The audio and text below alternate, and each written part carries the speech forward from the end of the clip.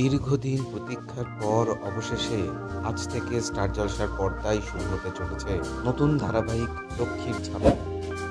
নিজের ব্যাংক গড়ে তোলার গল্প নিয়ে আসছে নতুন যুগের নতুন লক্ষ্মী।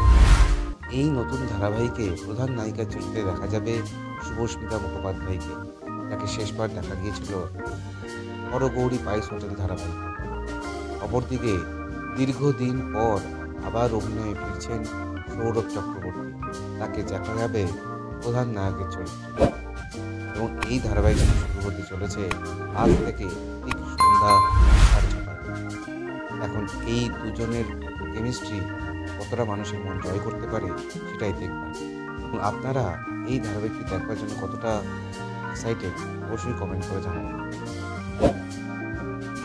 বাংলা ধারাবাহিকের সমস্ত রকম আপডেট পেতে আমাদের এই চ্যানেলটি শেয়ার করুন, লাইক করুন এবং সাবস্ক্রাইব করুন।